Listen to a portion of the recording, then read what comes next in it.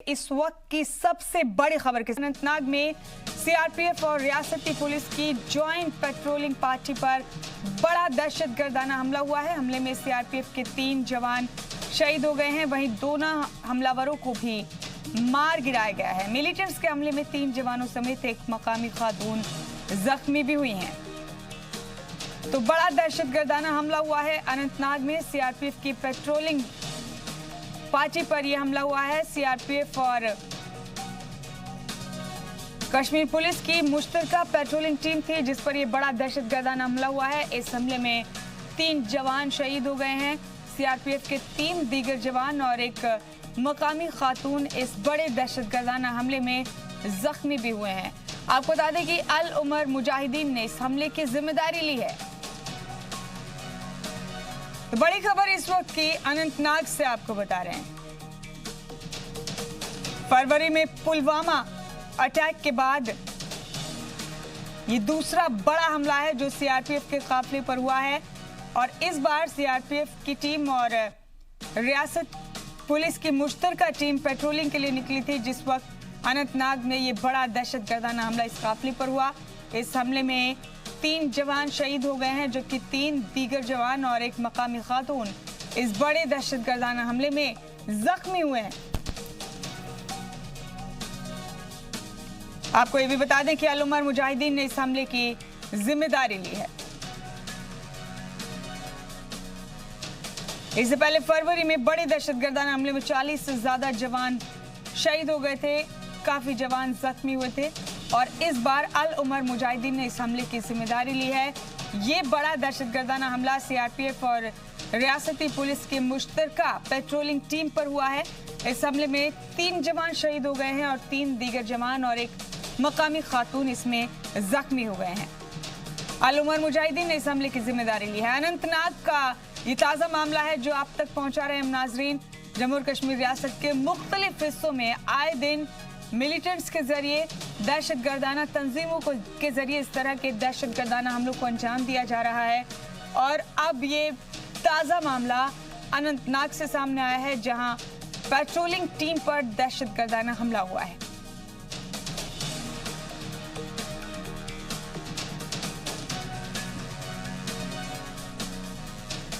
आपको बता दें कि ये मुश्तरका टीम पेट्रोलिंग पर थी। सीआरपीएफ का काफिला था, साथ ही साथ रियासती पुलिस के भी लोग इस काफिले में मौजूद थे। सैयद तजम्मुल श्रीनगर से हमारे ब्यूरो चीफ इस अहम खबर पर जुड़ गए हैं। सैयद तजम्मुल, पहले पुलवामा, फिर बीच में कहीं और इस तरह से दहशतगर्दाना हमले और अब ये बड़ा दहशतगर्दाना हमला अनंतनाग में पेश आया है। सेना के 3 जवान इसमें शहीद हुए हैं सीआरपीएफ के और 3 दीगर जवान जख्मी हैं। अभी सूरत हाल क्या है? अल उमर मुजाहिदीन ने इसकी जिम्मेदारी ली है। मुमताज, ठीक 4:55 पर लाल चौक अनंतनाग में जब ऑक्सफोर्ड स्कूल के पास में सेंट्रल रिजर्व पुलिस फोर्स और जम्मू कश्मीर पुलिस का एक खुसूसी नाका लगा था। इसी दौरान बताया जाता है कि मिलिटेंट जो हैं इस जगह तक पहुंचे और 2 तरफ से फायरिंग की। एक उस साइड से जहां पे नाका लगा था, दूसरा उसके पीछे वाले साइड से भी फायरिंग की आवाज़ें मकामी लोगों ने सुनी। उसके बाद लोग इस बाज़ार से भागने में लगे और जम्मू कश्मीर पुलिस के जवान और सेंट्रल रिजर्व पुलिस फोर्स का जो इजाफी दस्ता था वो पहुंचना शुरू हो गया। लेकिन पहले ही हमले में सेंट्रल रिजर्व पुलिस फोर्स का एक असिस्टेंट सब इंस्पेक्टर और उसके 2 साथी जो हैं काफ़ी ज़्यादा गोलियां लगने के बाद नज़दीकी अस्पताल पहुंचाए गए। उसके बाद ये मामला आगे बढ़ता रहा। ये अल उमर मुजाहिदीन ने इसकी जिम्मेदारी ली है, लेकिन क्या कुछ मकामी मिलिटेंट्स इनका हिस्सा थे? क्या किसी की शिनाख्त, किसी की पहचान हो पाई है?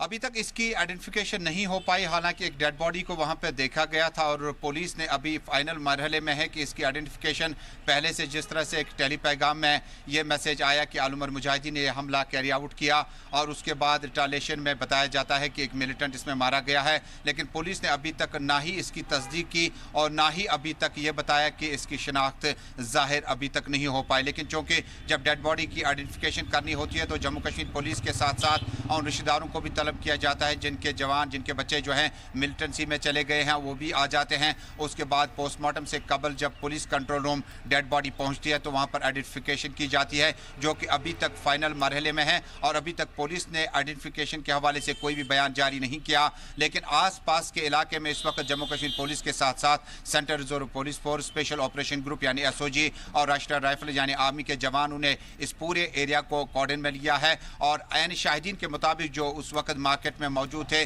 कई एक से हमारी बात हुई जिनके मुताबिक मिलिटेंट एक से ज्यादा थे और अंधाधुंध गोलियों का तबादला चलता रहा। लिहाजा बताया जाता है कि मिलिटेंटों की तादाद 2 से 3 के बीच में थी और अभी तक कितने मिलिटेंट इस इनकाउंटर में मारे गए हैं अभी तक पुलिस ने इसका फाइनल कंफर्मेशन नहीं किया है और ना ही अभी तक मारे गए मिलिटेंटों की आइडेंटिफिकेशन को जाहिर किया है। 3 जवान शहीद हुए हैं सईद तजम्मुल। इस अटैक में जख्मी जवानों की तादाद कितनी है, उनकी हालत कैसी है? देखिए, जब मेडिकल सुपरिटेंडेंट अनंतनाग के मुताबिक जब जख्मी जवानों को अस्पताल पहुंचाया गया तो उसमें ASI central reserve police force जो है वो जख्मों की ताब न लाकर चल बसा, जबकि दीगर 2 साथी जो थे जिन्हें कोशिश की जा रही थी कि उन्हें श्रीनगर रेफर किया जाएगा वो भी इस जिंदगी की जंग अपनी हार गए इस इनकाउंटर के साथ ही। और उसके बाद 5 मजीद जो हैं जिसमें एसएचओ कंसर्न भी इरशाद अहमद भी शामिल है वो भी जख्मी बताया जाता है। एक मोमर खातून है जिसके बारे में बताया जाता है कि उन्हें गोली लगी है, वो भी जख्मी हालत में है, जबकि सीआरपीएफ के मजीद 2 जवान भी जख्मी हैं जिन्हें इंतहाई नाजुक हालत में श्रीनगर में आर्मी बादामी बाग अस्पताल पहुंचाया गया जहां उनका इलाज और मुआवजा चल रहा है। और जो डेथ टोल है उसके बारे में अभी तक पुलिस ने कंफर्म नहीं किया, इसमें कुल मिलाकर कितने जवान जो हैं अभी तक जाम बहक हुए, ये ज्यादा भी हो सकता है। फिलहाल 3 उन्होंने कंफर्म किया हुआ है। तजम्मुल, एक और अहम सवाल है यहाँ पर, क्या ये हमला भी पुलवामा की तरह कोई खुदकुश हमला था या फिर हथियारों के जरिए, राइफल के जरिए, बॉम्ब के जरिए हमला किया गया काफिले पर? देखिए, जब हम पुलवामा अटैक की बात करेंगे उसके बाद हम अनंतनाग में हमने इससे पहले भी इस तरह के अटैक्स को कवर किया जब station house officer Firoz Ahmed अपने साथियों 5 साथियों समेत वहां पे जाम बहक हुआ था। यानी फिदाइन तर्ज का नोवियत का हमला था और इसमें एक तो राइफल स्नैचिंग भी की जा सकती थी और दूसरा जब अटैक के बाद इस बीट का फायदा उठाकर भागा भी जा सकता था। यानी इसको हम फिदाइन तर्ज के अटैक पर ही देखेंगे। इससे पहले भी हमने पुलिस नाकों पर, पार्टियों पर इस तरह के हमले देखे हैं, खासकर साउथ कश्मीर के मुख्तलिफ एरियाज में और इसी अनंतनाग के आसपास के एरिया में हमने देखा इस तरह के हमले जो है मिलिटेंटों ने इससे पहले भी किए हैं और आज का हमला उससे ज्यादा मुनफरिद, उससे ज्यादा मुख्तलिफ नहीं था। इस हमले में ग्रेनेड का भी इस्तेमाल हुआ है और गोलियों का भी इस्तेमाल किया जा चुका है। जी, अभी जुलाई में अमरनाथ यात्रा भी रिकमेंडेड है सईद तजम्मुल और उस लिहाज से हालांकि सिक्योरिटी के बहुत सख्त इंतजाम किए गए हैं, लेकिन कितना सेफ इस यात्रा को माना जाए? अमरनाथ यात्रा में अभी बचे हैं 20 दिन और 1 जुलाई से 1 अगस्त तक ये अमरनाथ यात्रा जो है ये चलेगी। और उससे कबल गुज़श्ता साल भी इस तरह के मिलिटेंट के हमले में अमरनाथ यात्रियों पर नुकसान पहुंचाने की कोशिश की गई, लेकिन जम्मू कश्मीर में कश्मीर और कश्मीरियत और भाईचारे की मिसालें हमारे पास अभी भी कायम है। और अमरनाथ यात्रा के लिए मकामी लोगों ने जिस तरह से अपना रोल अदा किया है इनफरादी तौर पर, इज्तिमाई तौर पर, और न सिर्फ रोज़गार का एक ज़रिया भी है जहाँ बड़ी तादाद में अमरनाथ यात्री आते हैं और मकामी लोगों के लिए यहाँ पर रोजगार के वसीले भी फराहम किए जाते हैं। लिहाजा मुझे लगता है कि एक अलार्म है सिक्योरिटी फोर्सेस के लिए और सिक्योरिटी को रिव्यू करने की ज़रूरत है इन इलाकों में जहाँ ऑपरेशन ऑल आउट का बड़ा ज़बरदस्त इम्पैक्ट है। साउथ कश्मीर के कुलगाम, शोपियान, पुलवामा और त्राल के आसपास के इलाके में। उसके बाद बचा अनंतनाग टाउन, इस एरिया से भी पहलगाम की तरफ अमरनाथ यात्रा जो है, यात्री इस रोड से अमरनाथ गुफा की तरफ जाते हैं। लिहाजा मुझे लगता है कि सिक्योरिटी रिव्यू लेना होगा। और जहाँ तक इस अटैक से क्या अमरनाथ यात्रा पर खलल पड़ सकता है, मुझे लगता है कि माजी की रिवायात को 1989 से लेकर आज तक हमने देखा कि इस तरह के अटैक्स ने कभी भी अमरनाथ यात्रियों के हौसले कम नहीं किए और ना ही मकामी लोगों के हौसले टूट गए हैं। हमने हमेशा देखा कि मकामी लोगों ने अमरनाथ यात्रियों के साथ न सिर्फ उनके शाना बशाना चले बल्कि एडमिनिस्ट्रेशन को भी बड़ा अच्छा ताउन किया। और मुझे लगता है कि इस अटैक के बाद सिक्योरिटी फोर्सेस को एक अलार्म जरूर मिला होगा जहां पर भी लो होल्स हों। जब कॉन्टीजेंट सीआरपीएफ का अगले पड़ाव की तरफ जाएगा या जम्मू कश्मीर पुलिस का, तो मुझे लगता है कि जरूर ऐसी जगहों को देखना होगा, खासकर अनंतनाग के बाद जो बाकी एरियाज हैं पवित्र गुफा तक, उनमें देखना जरूर होगा कि सिक्योरिटी फोर्सेस को किस तरह के चैलेंजेस का सामना होगा। असेंबली इंतखाब भी हैं सूबे में, रियासत में, और आए दिन रियासत के मुख्तलिफ हिस्सों में इस तरह के हमले हो रहे हैं। कहीं मिलिटेंट्स बहुत ज़्यादा एक्टिव हैं और अब अल उमर मुजाहिदीन ने इस हमले की जिम्मेदारी ली है। और जिम्मेदारी लेते हुए अल उमर मुजाहिदीन तंजीम के तर्जुमान ने यह भी कहा है सैयद तजम्मुल की आइंदा भी बहुत जल्दी इस तरह के और हमले किए जा सकते हैं। तो सिक्योरिटी के पॉइंट ऑफ व्यू से साथ ही साथ असेंबली इलेक्शन के पॉइंट ऑफ व्यू से बात करें तो क्या इन लगातार हो रहे हमलों के मद्देनजर असेंबली इंतखाबात को आगे पीछे किया जा सकता है? क्या तारीख और ज्यादा ताखीर की जा सकती है?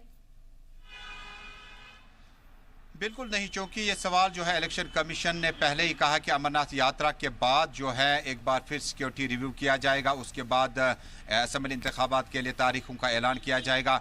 लेकिन ये इस तरह का एक हमला और उसके बाद अब जब आप इंतखाबात में जाएंगे, जब आप अमरनाथ यात्रा की तैयारी में जाएंगे, ज़रूर एक चैलेंज होगा। लेकिन इससे पहले भी इस तर्ज के, इस नौवियत के हमले सिक्योरिटी फोर्सेज ने देखे हैं, उनको डील किया है और इस तरह से पहले भी जो हमले हुए उन्हें नाकाम करने की हर मुमकिन कोशिश की गई है। और आज के इस हमले के बाद साउथ कश्मीर के बाकी इलाके जो हैं, जिनके रास्ते जो है अमरनाथ गुफा तक जाते हैं पहलगाम नुनवन बेस कैंप से होते हुए, मुझे लगता है कि वहां पर अगर कहीं पर वर्कआउट करने की जरूरत है, होमवर्क की जरूरत है, उसको पुख्ता किया जाएगा। लेकिन जरूर इस बात का इंदिया है कि जम्मू कश्मीर में असेंबली इंतखाबात या साउथ कश्मीर में जो खाली पड़ी पार्लियामेंट की सीट थी, पिछली सरकार जो है पीडीपी और भारतीय जनता पार्टी की, वो उसको कराने से कासिर रही, जिसका हवाला आज भी रियासती गवर्नर सत्यपाल मलिक ने दिया। लेकिन उसके बाद जब पार्लियामेंट इलेक्शन हुए तो वोटरों की तादाद उतनी ज्यादा नहीं थी। बिजबाड़ा, अनंतनाग, सिरहामा, खिरम, उसके बाद आगे जो इलाके हैं वहां वोटरान की तादाद उतनी ज्यादा नहीं थी। गालबन इसका मकसद ये हुआ कि जरूर नफ्सियाती दबाव जो है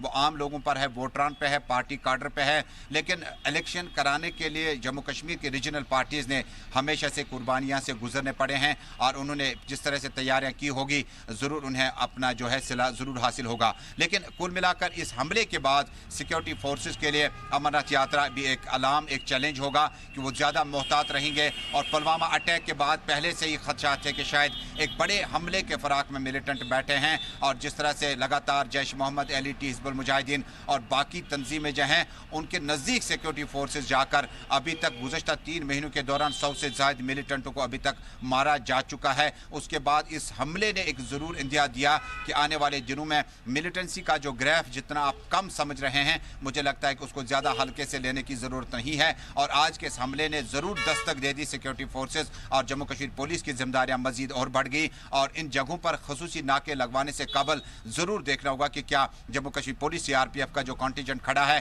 क्या बीपी जैकेट पहन रखा है, क्या उन्होंने हेलमेट लगा रखे हैं। और एक ऑर्डर भी इशू हुआ था मिनिस्ट्री ऑफ होम अफेयर्स से कि आपके जैकेट के नेम प्लेट के सामने एक छोटा सा कैमरा लगा होता है जिसमें आप आसपास में जो इस तरह की गतिविधियां होंगी, हरकतें होंगी, उसको कहीं ना कहीं मॉनिटर किया जा सकता है। यानी और इक्विप्ड रहना होगा और गाड़ियों में बीपी गाड़ियों का ज़्यादा इस्तेमाल करना होगा ताकि नीचे आने से कबल गाड़ियों में बैठकर इस तरह से हमला है उसको रिटालिएट किया जा सकता था आसानी के साथ। लेकिन एक बार फिर अनंतनाग में इससे कबल भी गुज़श्ता साल एसएचओ फेरोज अपने साथियों समेत उन्होंने जान गंवा दी। और आज के इस हमले में भी अभी तक सीआरपीएफ और जम्मू कश्मीर पुलिस के जवानों को जिस तरह से नज़दीक से ललकारा गया, ज़रूर टेक्निकी तौर पर और अमली तौर पर सिक्योरिटी फोर्सेस को मजीद बेहतर तरीके से अपने आप को इस तरह के हमलों से कबल ज़रूर तैयार करना होगा। जी सैयद तजम्मुल, ठीक कहा आपने, सिक्योरिटी के लिहाज से अभी बहुत ज़्यादा मोहतात रहने की ज़रूरत है। एक और चीज़ आपसे जानना चाहेंगे, सीआरपीएफ के आला अफसरान ने इस बारे में कोई स्टेटमेंट रिलीज़ की, क्या कहना है सीआरपीएफ के ओहदेदारान का? सीआरपीएफ ने हमेशा से रियासत जम्मू कश्मीर में अपनी जिम्मेदारियां निभाई है, चाहे वो एसओजी जम्मू कश्मीर पुलिस के साथ मिलकर तीनों यूनिट्स ने इकट्ठे कई एक ऑपरेशनों में कामयाबियां हासिल की। लेकिन नुकसान भी हमने देखा कि सीआरपीएफ का जो जहां लॉ एंड ऑर्डर का उनके पास काम है, दूसरा इस तरह के ऑपरेशन को डील करना और दिन में जो आपका डिप्लॉयमेंट होता है, सुबह रोड ओपनिंग पार्टीज होती है, सारा कुछ जो है सीआरपीएफ और जम्मू कश्मीर पुलिस आज खुद देखती है। लेकिन सीआरपीएफ के आला तर्जुमान की तरफ से अभी कोई भी बयान सामने नहीं आया क्योंकि इस वक्त जो सूरत हाल है इसमें जरूर ये देखना होगा कि सेंट्रल रिजर्व पुलिस फोर्स की जो नफरी तैनात रहती है किन हालात में और कहां पर तैनात रहती है। और देर गए तक जम्मू कश्मीर पुलिस का जो ऑफिशियल प्रेस रिलीज आएगा उसमें सीआरपीएफ का भी रेफरेंस होगा कि सीआरपीएफ ने इस हमले से कबल क्या इस तरह के इनपुट्स अनंतनाग में उन्हें मिले थे, अगर मिले थे तो उस पर वर्कआउट क्यों नहीं किया गया। और इससे कबल मुमताज़ आपको याद होगा कि कश्मीर एक्सप्रेस और सलाम कश्मीर में लगातार हमने रमज़ान के मुक़द्दस महीने में ये अलार्म आम लोगों तक पहुंचाया था कि रमज़ान में कोई बड़ा अटैक, कोई बड़ा फिदाइन अटैक जो है मिलिटेंट कर सकते हैं। उसके बाद रमज़ान गुजरने के बाद, ईद उल फितर के चंद ही दिनों के बाद इस तरह का हमला जो है, मुझे लगता है कि इंटेलिजेंस एजेंसीज को पहले से इनपुट था कि साउथ कश्मीर में जहां ऑपरेशन ऑल आउट के जरिए कई जगहों तक पहुंचा गया, ऑर्चर्ड्स, ज़ेर ज़मीन हाइड आउट्स को भी बहुत बार हमने देखा कि उसको तबाह किया गया। लेकिन उसके बाद इस तर्ज के हमले, जब जवाबी हमले मिलिटेंटों की तरफ से किए गए हों, इसमें रणनीति जम्मू कश्मीर पुलिस और CRPF की क्या होगी, उसमें मुझे लगता है कि वर्कआउट करने की ज़रूरत है, बैठने की ज़रूरत है, तब जाके ऐसे हमलों को बेहतर तरीके से रिटालिएट किया जा सकता है। शुक्रिया सईद तजमुल आपका, आप जुड़े हमारे साथ इस बेहद अहम खबर पर, तमाम अपडेट्स आपने हमारे नाज़रीन तक पहुंचाए, बहुत शुक्रिया आपका। अनंतनाग की तस्वीरें हैं जो आप इस वक्त अपने टीवी स्क्रीन पर देख रहे हैं नाजरीन। अनंतनाग में एक बड़ा दहशतगर्दाना हमला हुआ है CRPF और रियासती पुलिस के मुश्तरका गश्ती टीम पर। इस बड़े हमले में 3 जवानों के शहीद होने की खबर है और खबर यह भी है कि मजीद 3 से 5 और जवान इसमें जख्मी हैं। एक मकामी खातून भी इस हमले में जख्मी हुई हैं और खबर यह भी है कि मिलिटेंट्स की तादाद 2 बताई जा रही थी, जिनमें से एक को सिक्योरिटी फोर्सेस ने जवाबी कार्रवाई में मार गिराया है। इस हमले की जिम्मेदारी अल उमर मुजाहिदीन तंजीम ने ली है और तंजीम के तर्जुमान ने यह भी कहा है कि आने वाले वक्त में इस तरह के और हमलों को भी अंजाम दिया जा सकता है। CRPF और रियासती पुलिस की मुश्तरका गश्ती टीम पर यह बड़ा दहशतगर्दाना हमला हुआ है। तस्वीरें उसी जगह की आप देख रहे हैं जहां ये हमला हुआ है। KB रोड पर ये हमले को अंजाम दिया गया और इस हमले में 3 जवानों के शहीद होने की खबर है। 3 से ज्यादा जवान इसमें जख्मी हुए।